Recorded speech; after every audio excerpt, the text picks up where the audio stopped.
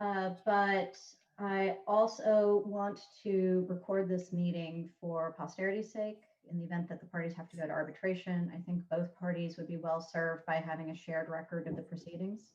Do you guys object?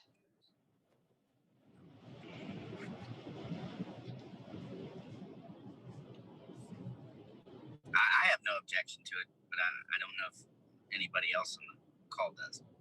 Oh, Rob, how nice of you to join us. Say again? I said, how nice of you to join us. I wasn't aware you'd be joining. Hey, Emily, this is Kirk Bradley. We don't have any objection if Fantastic. nobody else on the meeting does. Fantastic. Okay. Then we have our own recording device. I mean, you may hit record. You are the ones who are hosting, so go ahead. But I believe one of our folks will also be recording on his end. So if anyone has an objection, please let us know.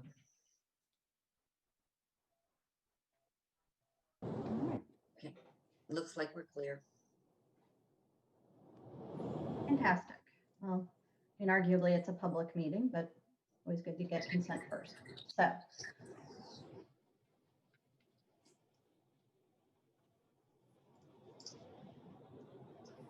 all right.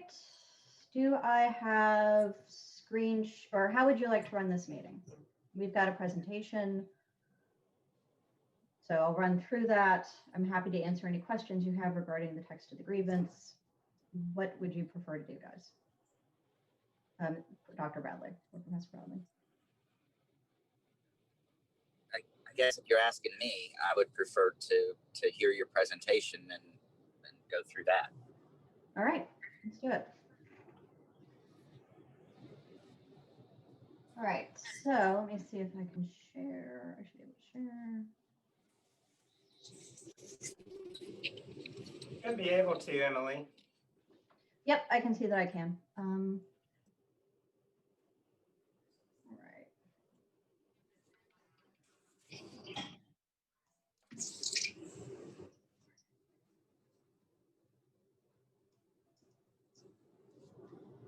All right, can you see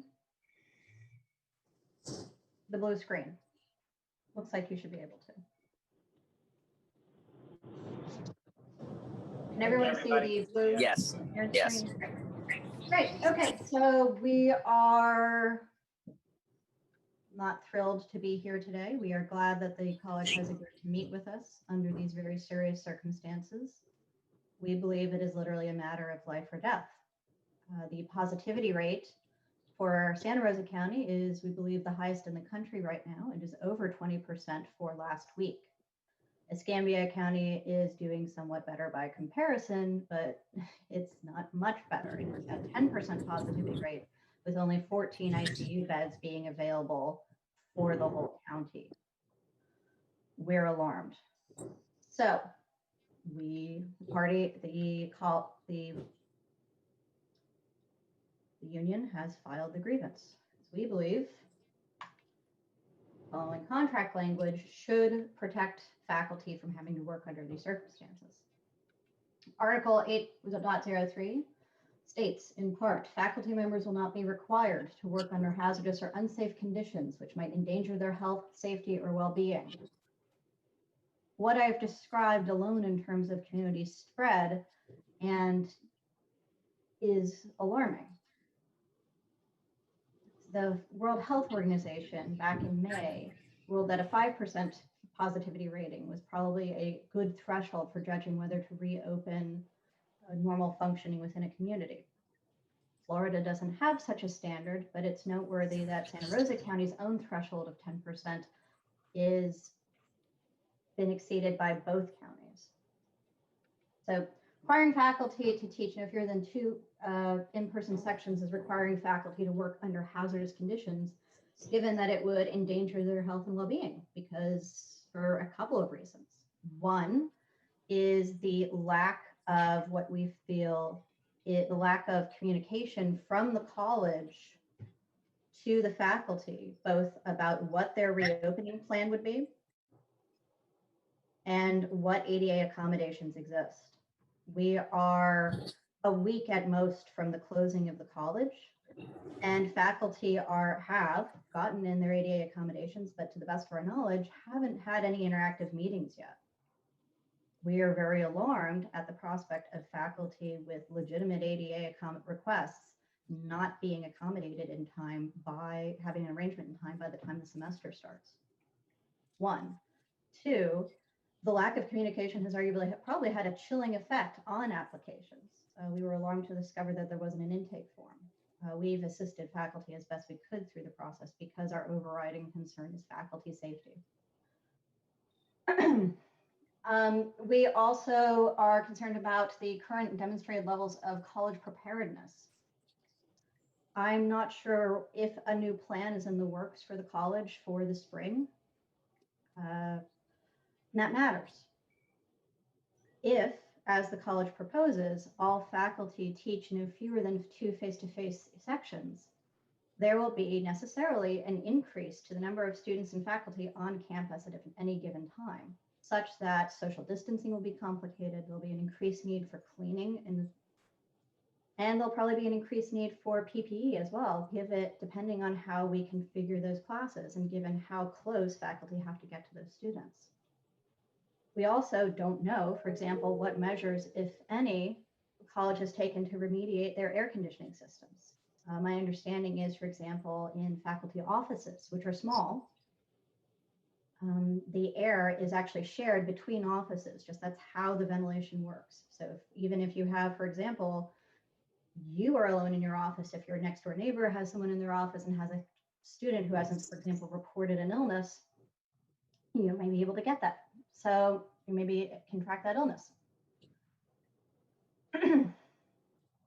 We have other questions as well. For example, how large in-person sections will be, how the college will ensure appropriate social distancing given available classroom space. One nightmare scenario, for example, are lab lecture halls.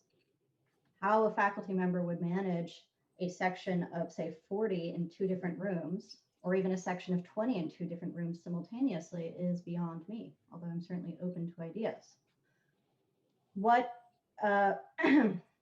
We also don't know how more frequently the college will be offering cleaning to mitigate the safety risks imposed by an increased student population.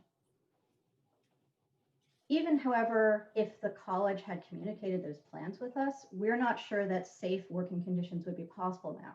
But the fact that the college hasn't communicated those plans with us, or has allowed it, or is basically saying, look, the same plan that was in place for the fall is good enough, suggests to us that the college is not ready to assume the increased dangers of a higher student population, faculty density on campus. That alone is unsafe. That is alarming. It's also incredibly alarming to think of the movement between campuses. It's really common for faculty to teach multiple sections on multiple campuses. And given the high infection rates between campuses, the idea of spreading that exposure between campuses is, quite frankly, terrifying. And it's not just terrifying for the faculty, it's terrifying for the campus community, and it's terrifying for the surrounding areas as well. Think about sort of the nexus of exposure that a college campus can present, especially in more isolated areas. Those kids go off campus, and those students go off campus and have fast food, or pick up food, or go to the grocery store, or run errands because they have human lives to live. But they may have been, by dint of close contact in the classroom, exposed to COVID unwittingly. Limiting face-to-face contact is still one of the most effective ways of limiting the risk of infection. And one thing we would want the college to recall or take seriously is the CDC's December 3rd guidance that states that its guidance considerations for institutions of higher ed. Basically, just having appropriately socially distanced instruction alone, and this is assuming best case scenario, best compliance, appropriate PPE. It's assuming a lot that we don't have any reason to assume based on the lack of a plan. Assuming that, it's still medium risk. That is not zero risk, which I would argue meets the sort of threshold for the contract language, which says might. The contract language says faculty member will not be required to work in work under hazardous conditions or unsafe conditions, which might, not certain doom, it's not clear and present risk, it's might endanger their health, safety, or well-being. What we've described most certainly goes above a might.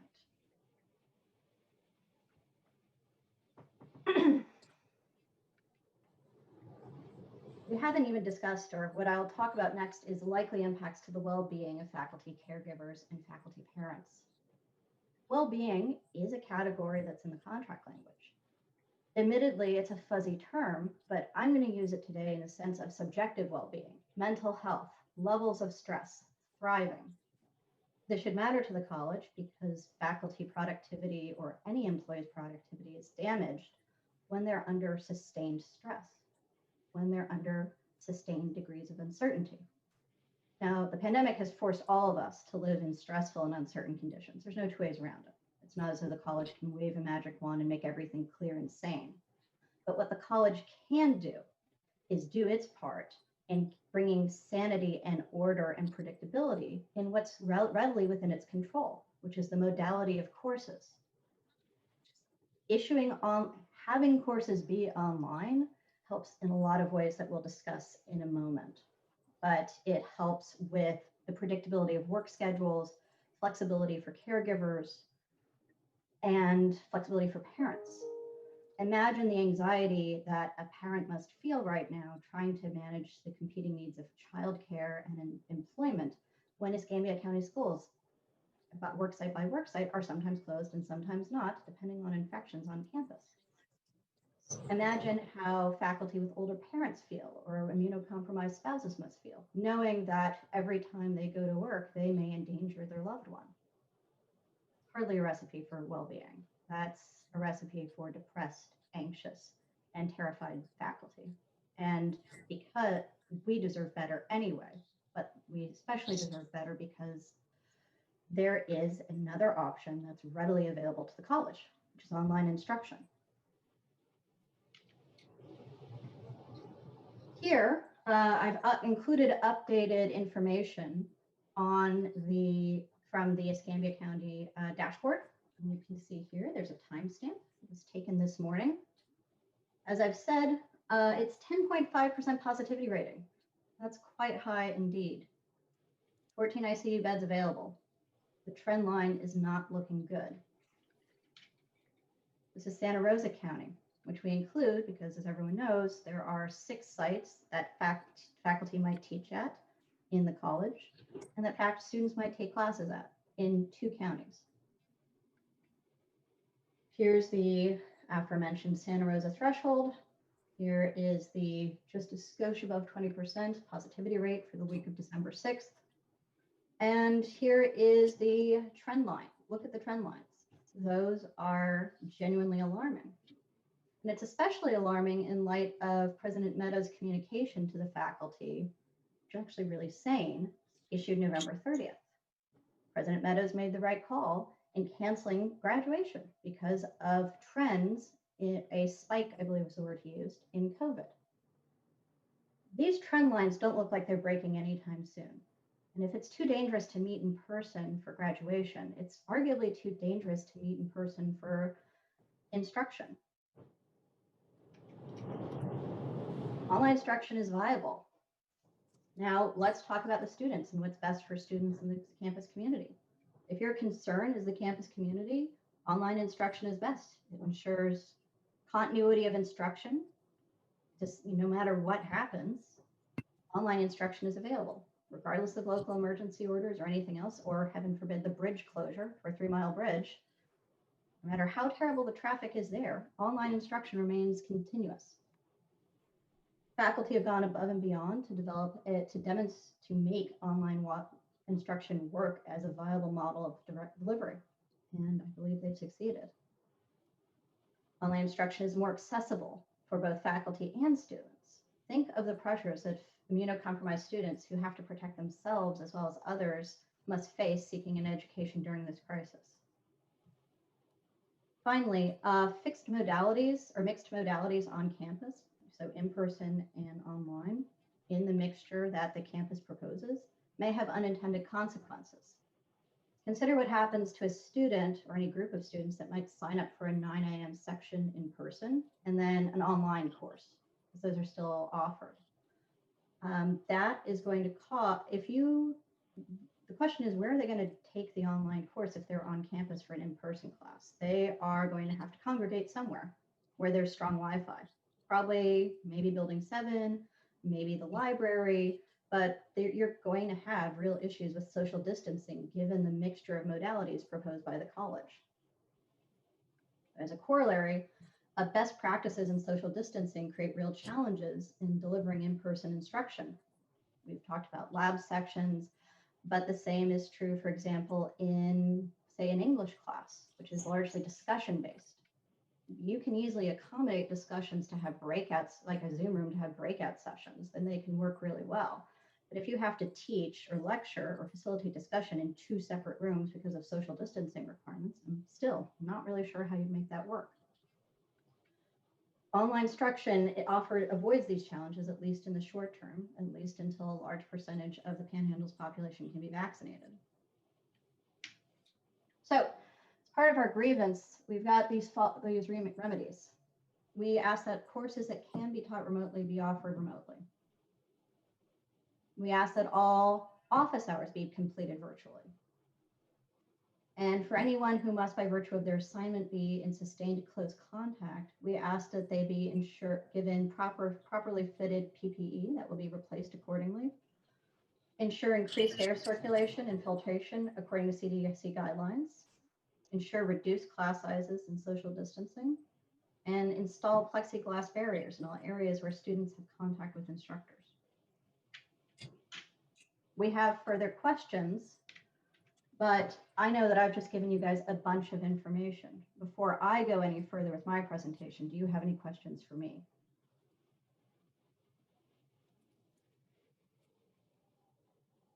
I do not. Okay. Hey, Emily, we don't have any questions. Okay. Well, then I have questions for you.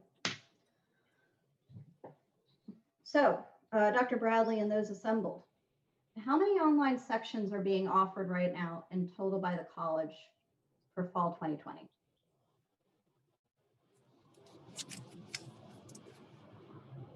Or if you know this, what percentage of courses offered right now is that?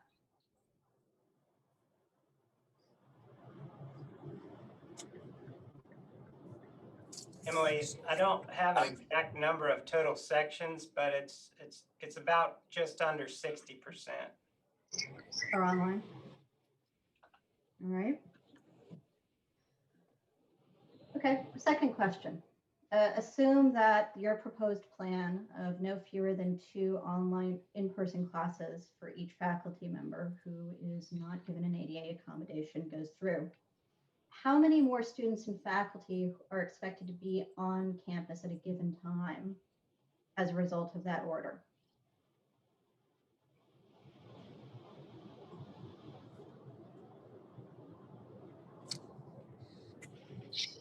You know, Dr. McCann, this is Rob Larkin. I don't know if we know these answers with specificity to give you them at this moment. It may very well be better if you could just send us these questions and give us a couple of days to respond.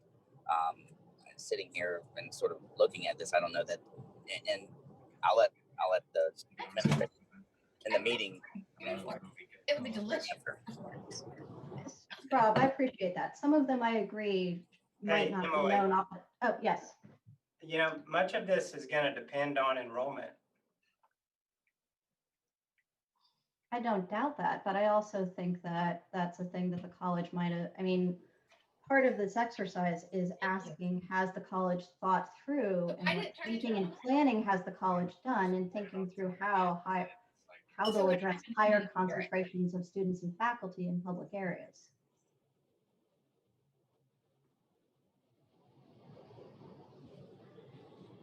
And I understand that some of it's unknown and some of it's uncertain yet. And I understand it's also hard to figure out given, you know, the vicissitudes of having classes that meet on multiple campuses at a given time. I know it's complex. But I think in order to think through the implications or to think through whether what we're ordering faculty to do is safe or not, this is the kind of question we should be able to answer already. So one question I think you might be able to answer already, though. Emily, Oh, before you move on, Right. sure. Emily, this is Brenda Kelly. I Yes, think ma'am. one piece of information that might be helpful for everyone to understand is that in the scheduling of face-to-face classes, we were pretty strategic in identifying, first of all, the largest classroom spaces available on the many campuses, and then thinking through capacity in those classroom spaces based upon social distancing guidelines. So when you ask numbers, I mean, it will depend upon how many students actually enrolled in those classes, but I just wanted everybody to know those two things. We've also ensured that in those classroom spaces, if we don't have the plexiglass barriers already present in those rooms, we've ordered them. We'll have the hand sanitizers. So the capacity set and the capacity, that's just sort of the maximum number of students allowed in one of those rooms, is based upon that room itself and then social distancing guidelines. So, I mean, it's not, that doesn't really answer the question about how many, but it just provides a little bit more information there. Sure, we appreciate that. I guess my question would be then one thing, so you may not know how many may show up right now, but certainly you could set a maximum number that beyond which the college could not go and be safe. So is there a maximum number of college or faculty and staff on campus that the college has thought through that would be safe to have on campus and could safely socially distance?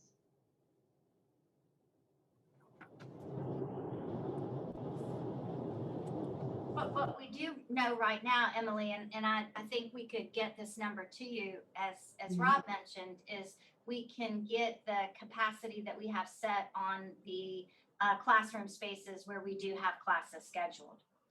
Mm-hmm. So we started with where can we safely schedule classes.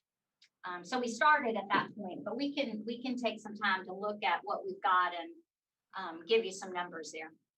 Sure, we would appreciate that. One thing that the college I assume is already doing in concert with the County Department of Health is contract tracing. The one thing I think the college should be, I would hope, be able to answer right now is, what is your communication plan been with faculty and impacted staff when there's been an infection in the area? Faculty have reported to me, at least, that they have, for example, had students showing up for class positive with COVID-19 and only informing them afterwards, after the fact. And although that's related but not exactly contract tracing, I think communications from the college about appropriate behavior, obligations that the staff, faculty, and students have to each other are really crucial here, given that unsafe behavior on part of some students. Moreover, the importance of it highlights the importance of contract tracing and communicating with faculty about infections on campus. So, that prologue being said, how does the college communicate with faculty regarding known exposures to COVID? What is their plan? so Emily, that process is handled through Tom Gillum's office, who's our vice president. And he's the one that notifies the faculty and that works with the health department and corresponds appropriately in those situations. And as far as we know, there's been known transmissions from the classroom at the college. Well, that's very heartening to hear, but I think faculty would be more heartened to hear about their level of risk or knowing about cases in their classes or nearby within even a building or a hallway.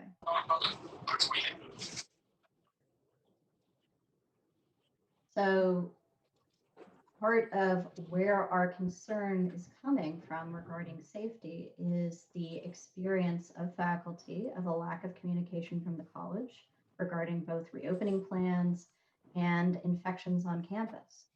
Faculty have heard and report to me at least any number of second and third hand stories and first hand stories regarding staff who are unwell, students who are unwell, staff who or faculty who have outbreaks on campus. I believe building 7, according to reports, has had a cluster of infections, maybe not from students, but a cluster of infections nonetheless. And it's because of a lack of my understanding from the faculty is because in part there's a lack of solid regular communication from the administration. These reports proliferate throughout campus and people get anxious. They don't know what's really going on. They don't know what's happening. And whether it's the college's intention or not, it feels as though the college is concealing things or not on top of managing the crisis. And so if nothing else, I would say that this grievance is a symptom of a breakdown in communication, collaboration, and trust between the faculty and the administration.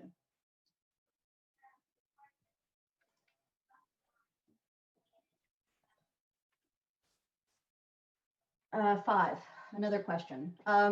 So I have heard reports and I want to. Hey, Emily, before you get into that next question, can I have a chance to say something? Please do, yes. Okay.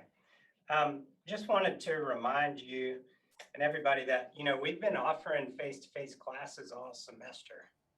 And like I mentioned earlier, a little under 60% are online. So the rest of those are face-to-face. And, we did implement our reopening plan, which indicates all the safety measures that we have been taking.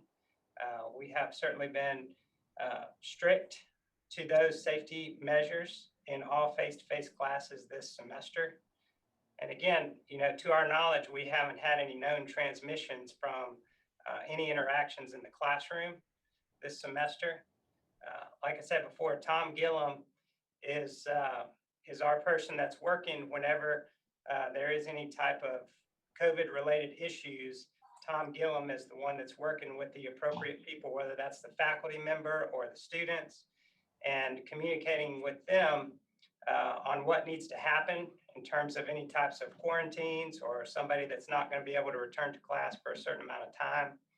And of course, he can only communicate that to, the appropriate people, as I'm sure you're well aware of that. He's also in charge of ordering all the supplies. Yeah. And all of the supplies for the PPE that is ordered is coordinated through Mr. Gillum's office as well. And Well, just one more point, Emily, before you move on. I confirm with Dr. Listow, who oversees the office that handles violations of student conduct. And she confirmed that, there have been no reports of non-compliance among students for mask wearing and social distancing. So just that as an FYI to everyone. Well, helpful information to have. We appreciate that. We will check with our bargaining unit to see whether they made the reports or not. But just because there haven't been any, again, I think what I'm pointing out is symptomatic of a breakdown in communication. Right. And just as a follow-up to that, for all the faculty in the room, I think it's really important if you observe students not wearing masks or not social distancing.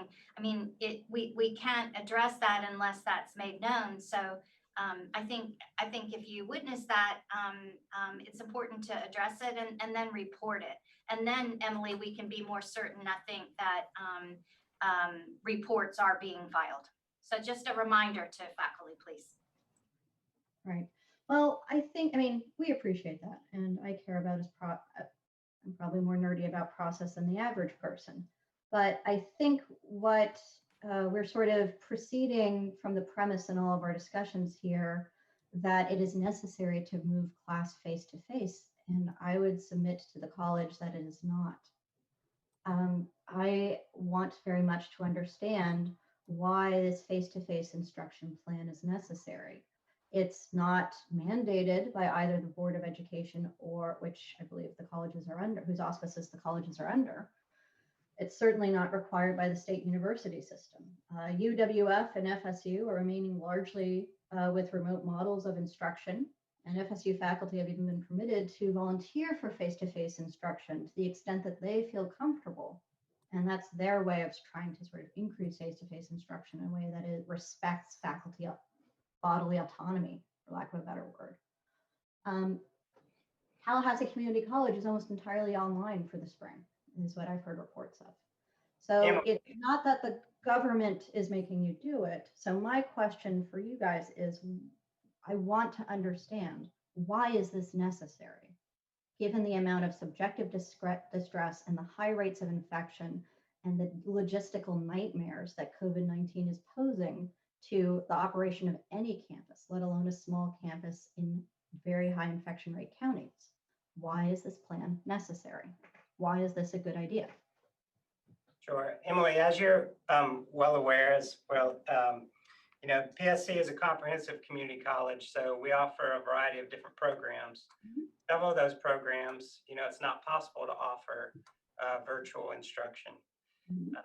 And like I said before, in the spring, although we have more face-to-face sections offered, we're still offering the classes in a variety of formats, online, live online, face-to-face for students.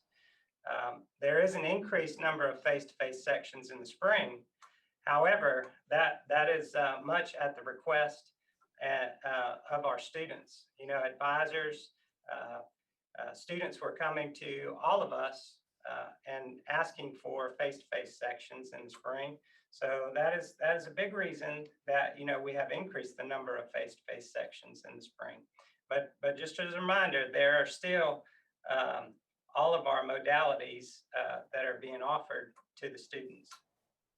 And Emily, just one more thing real quickly, just as another reminder, the schedule development for spring started really late August. So when we're planning really months out.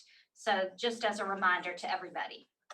Well, then it's all the more alarming that the dictate came from Dr. Spicer only as late as November 18th, if you guys have known about this plan all along. That alarms us and does little to build our trust in the administration. That being said, I understand and we accept that certain courses have to be face-to-face. Dental hygiene is, that is a course that's very hard to simulate remotely. But we don't dispute that. There are some classes that have to be face-to-face, which is why part of our relief was so specific and explicit about what PPE would be acceptable to protect those teachers.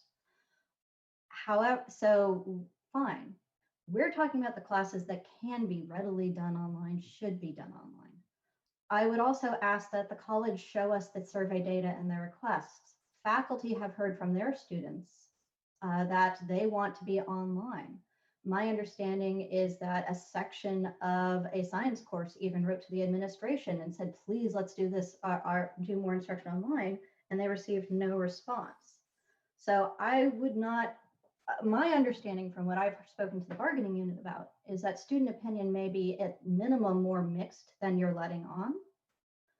And so we will discuss what we have heard, and that's what we're doing now. If you'll discuss what you have heard from how many students and in what manner.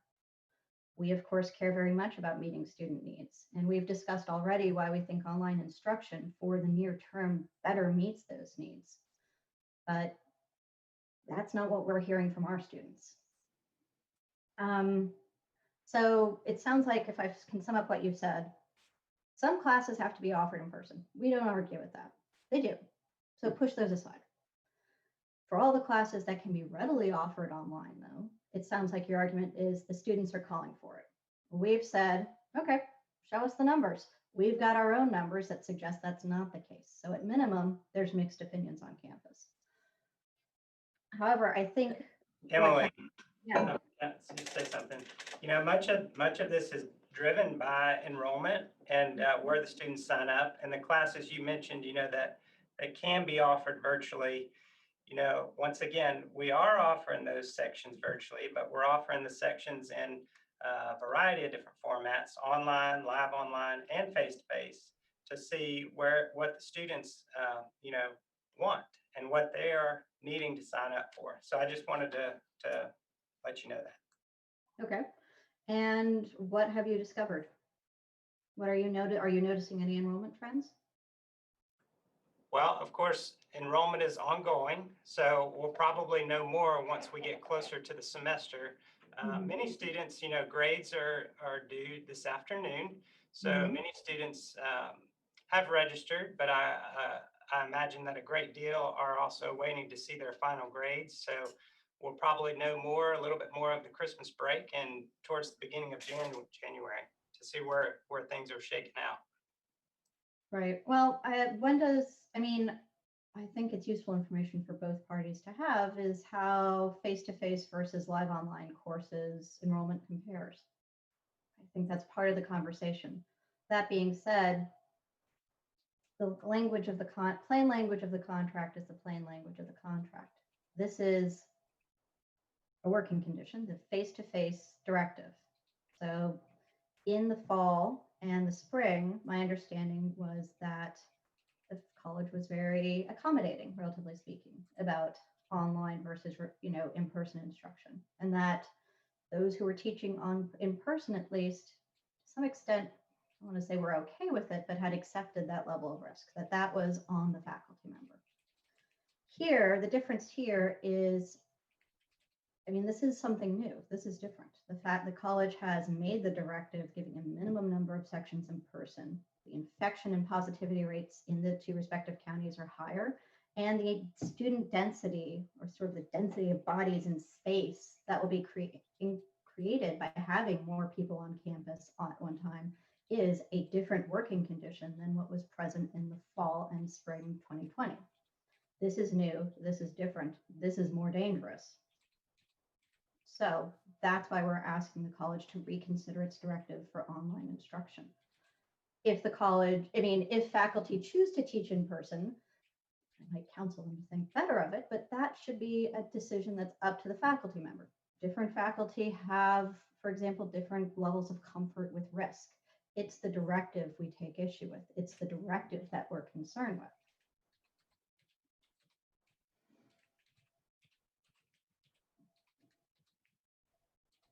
So, one last question. How many faculty, to the best of y'all's knowledge, have requested accommodation to work remotely for spring 2021?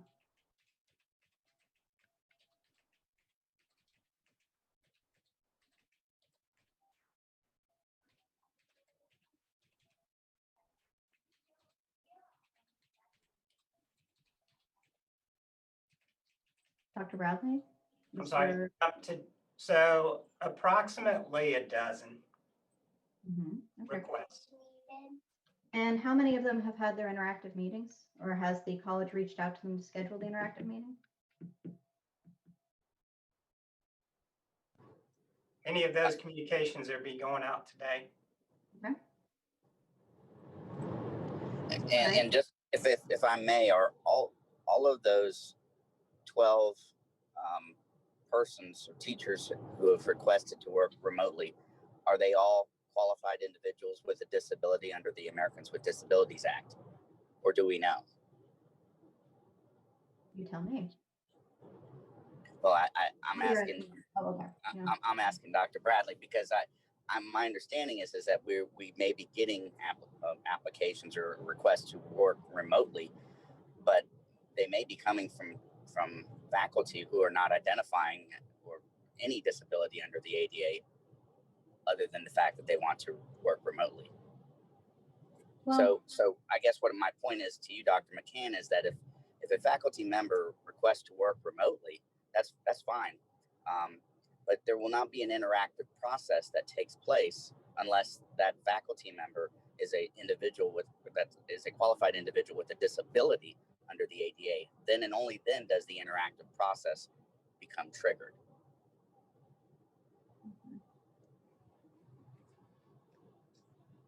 We appreciate that. And it is on their behalf, quite frankly, that we're filing this grievance. Also, I think that it's important that the college at least hear from those, I mean, whether it's ADA eligible or not, reasonable people can disagree. But one thing to think about, for example, is diabetes is technically, I think, not covered under the ADA with respect to COVID. It may be. I think it's been an evolving position, but that's a deadly combination. And we would rather the college be safe than sorry. And we think that the college at least, I mean, to my knowledge, faculty with quote unquote bona fide ADA qualifying illnesses haven't heard back from the college yet. We're happy to hear the college will be contacting them today.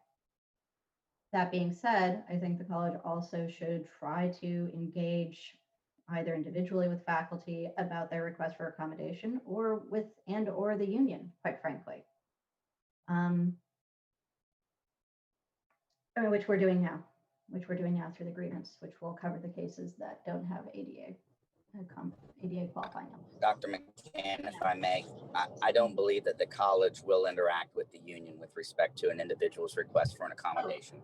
We believe that would be medical information and that would be confidential. I was imprecise in my expression. I meant that you're interacting us regarding this grievance. So for the ADA process, but we are being kept apprised of the process through our members, and we are not asking to be part of the conversations, but we do want to know that the conversations are happening. So we're happy to hear that the conversations will be happening in the near term, we hope. Actually, one thing, but to your point, Mr. Larkin, you bring up and you sort of prompted me to think of something kind of interesting. Because the college doesn't have an intake form, it's been somewhat fuzzy for faculty regarding what does and doesn't qualify. You know, the CDC guidance is somewhat evolving. And so I would, I think I'd encourage the college to err on the side of generosity when deciding whether to engage in an interactive process or not, because of the lack of known information disseminated by the college, and also because the ADA guidance is evolving. But your points are well taken. I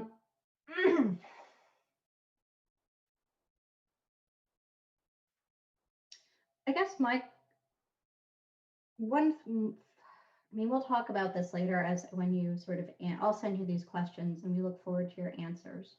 I'm hearing from faculty, though, that, again, one thing, I'm trying to think how to phrase this.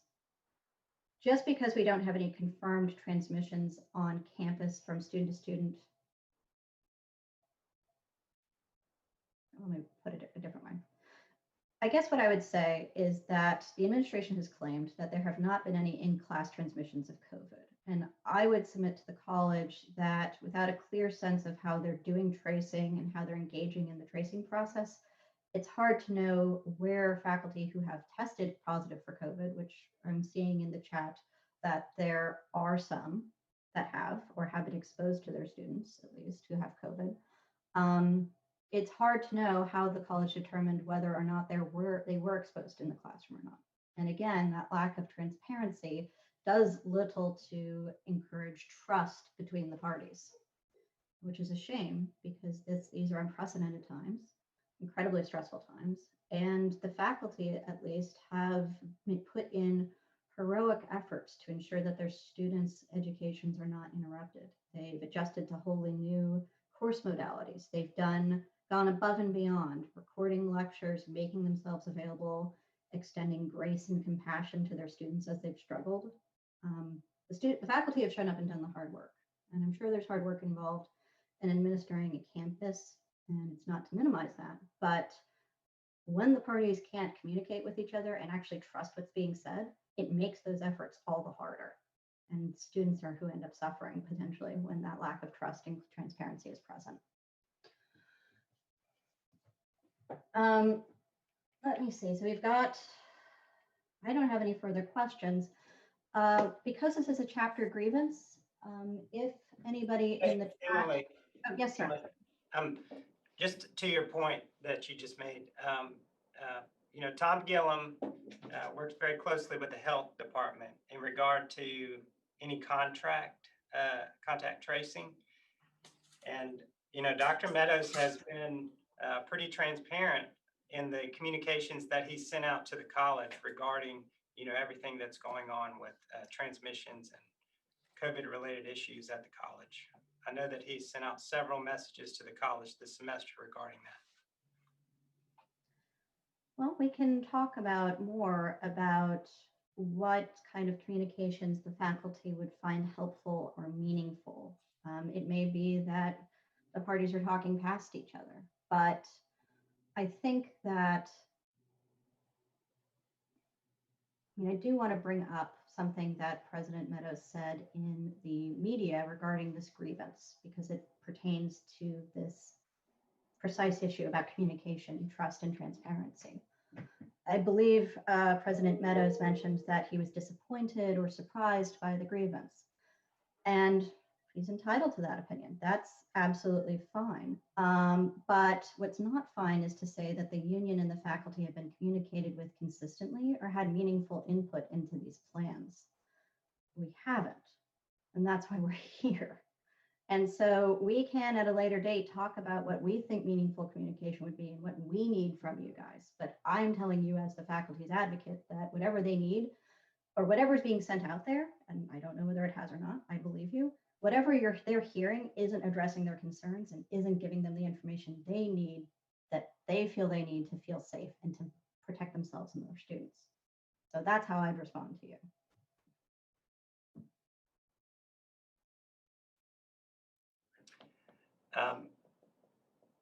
Thank you for that input. But we have worked tirelessly throughout this whole process with the union representatives. I know that Ms. McClintock and I and the deans have been communicating regularly with a monthly meeting. And so we certainly have open doors, and we're open to all communications, and we've been doing everything we can to communicate the information that is happening. I believe Deb wants to say, or sorry, I believe Professor McClintock wants to say something. Yes, Kirk, and we do appreciate the interaction. And as you know, we've shown up for every meeting. But having said what Emily just told us there about in the newspaper, we have not had ongoing discussions about spring semester, which is what Dr. Meadows said, and we have not. So I have to dispute with you on that. We have handled some other issues, and I think it's great. And I want to keep the avenues of communication that we had started open. But Dr. Meadows was apparently misinformed, or maybe he was misquoted. I don't know, but we have not had that.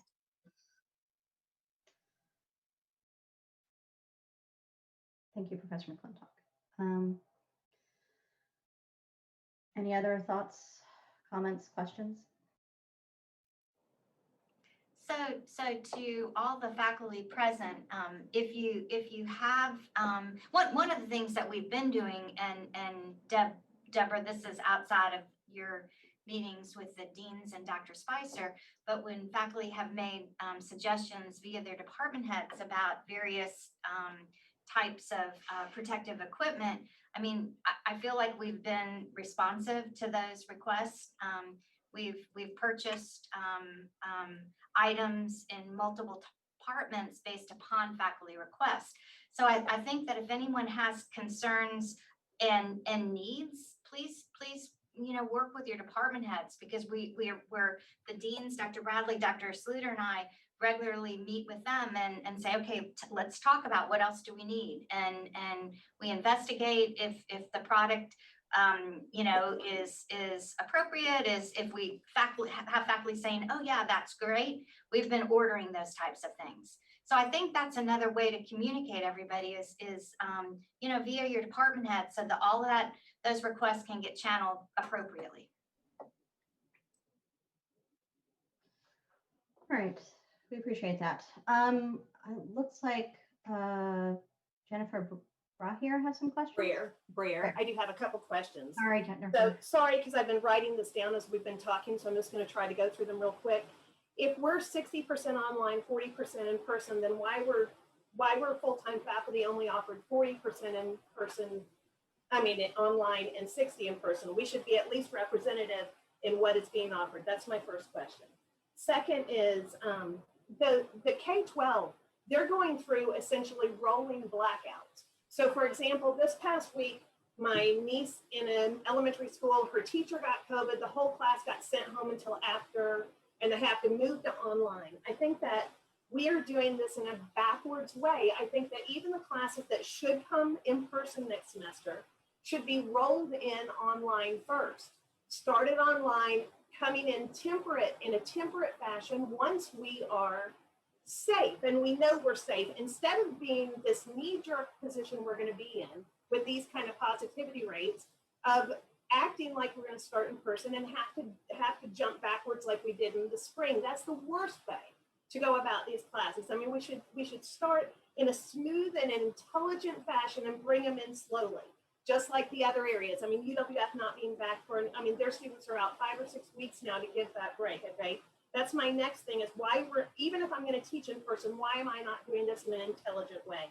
The other is, yes, maybe our students keep masks on, but you're going to all of a sudden pack a bunch of faculty into small areas. So we're going to be in 10 by 10 little rooms lined up and down the hall. When you go in right now, there's lots of separation. So not only are we now going to have the exposure with our students, we're also going to have exposure from being in such compact faculty offices. I mean, that's a whole different concept than just being concerned about our students.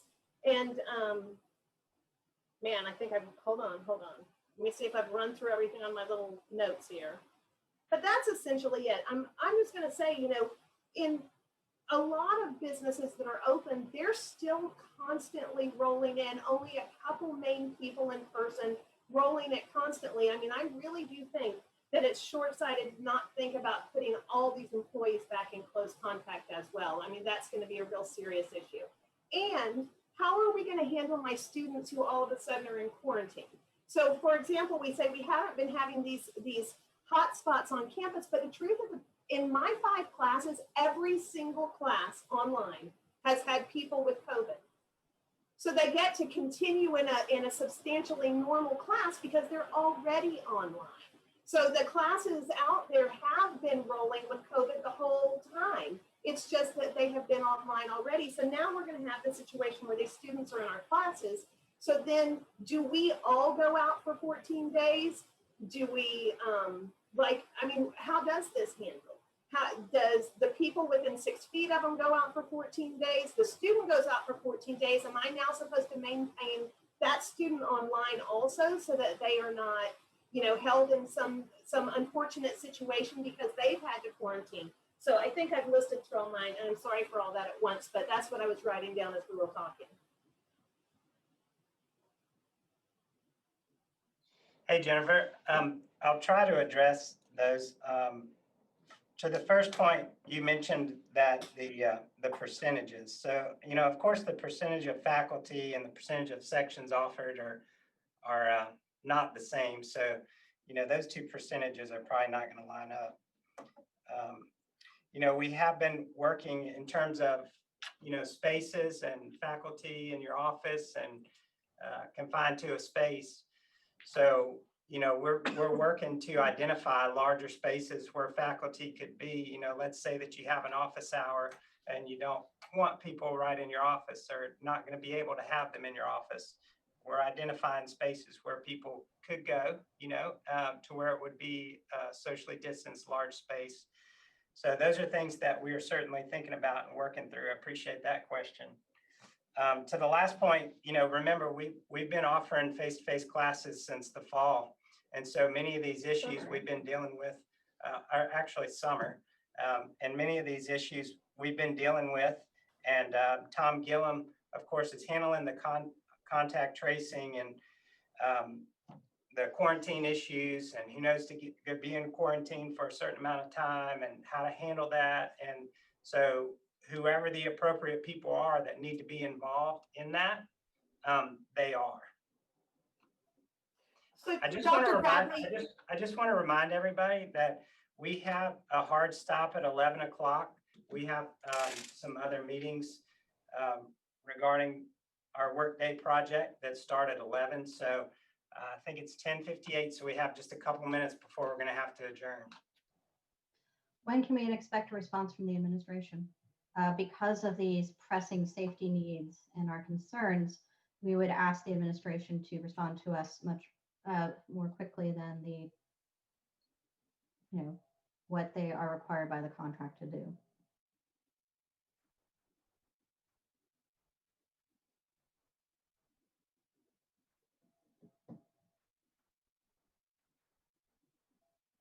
Put differently, given the anxiety these uncertain working conditions are creating for faculty, given the high and escalating infection rates, given all of the concerns we have about how our college will protect both faculty and the community, we ask that the college get back to us sooner than the maximum allowable time. Can the college do that? When can we expect the college's response? Appreciate that. I can't give an exact date, Emily, but I sure will see what we can do. With respect, sir, we need a little more certainty and a little more clarity than that. We understand that Christmas break is coming, but you can also understand how anxious and concerned faculty are going into the holiday winter break, not knowing what their working conditions are going to be. As Escambia and Santa Rosa County continue to have, at least in Santa Rosa's case, I think the highest positivity rate in the country. So could we hear back from you within the week? Emily, I'll definitely appreciate that, and that is well noted, but I'm not able to give an exact date of a response. So noted.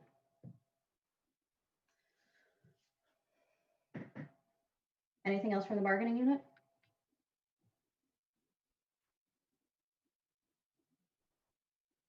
no, I just would like to see us move forward in an intelligent fashion instead of ending up in the same situation we were in last spring rather. It's much easier to go into it with a smart plan than get yanked out of it because of poor planning. That's sorry, I don't mean to add that, but that's how I feel about it, is it's just another poor plan. I can't put it better myself. Thank you, Jennifer. Could I add a comment? Sure. Okay. I think everyone, can everybody hear me? Yes. Okay. Yeah, I think everyone knows that the vaccines are starting to be rolled out. By the way, this is Jeremy Carr from the math department. I think it is pure insanity for us to go back to teaching face-to-face in a big way while these vaccines are in the process of being rolled out, when we could wait a few months and everybody who wants it could have the vaccine, both faculty, students, administration, staff, right? So I think this is the worst decision I've seen this college make in the 24.5 years that I've worked here, to resume in a big way face-to-face classes at this time. That's my comment. Thank you.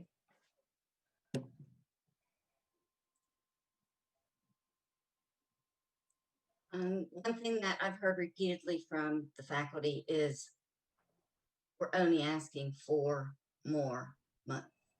What is 4 more months for your faculty to feel safe, students to be safe, everyone to be in the safest environment possible? 4 months. That's it. I appreciate that input, but Deborah and Jeremy and everyone, and I can assure everybody, that we're taking this very seriously, and that I appreciate everybody's time at the meeting today. Deb, I just also wanted to mention, I see your chat about, is anyone curious about why the administration isn't visible? They have been visible at all the other Zoom meetings. That's my fault. I forgot to click off the video. That's me. That's user error. So there's no reason that we don't want to be visible. So that's my bad on that. Dr. Bradley, could you turn the camera back on then? Thank you, sir. We appreciate that you're taking this seriously. The best way you could show us that you're taking it seriously is commit to a date to get a response back to us and to commit to have a grievance response to us back by the end of the week. That would show us you're taking this seriously. So on that note, anything else? I think for the good of the order, Professor McClintock has put a post-hearing, post-meeting link in the Zoom chat for everyone who wants to attend. Otherwise, we look forward to hearing you hopefully in the very near future. Okay, thank you, everyone. Bye-bye.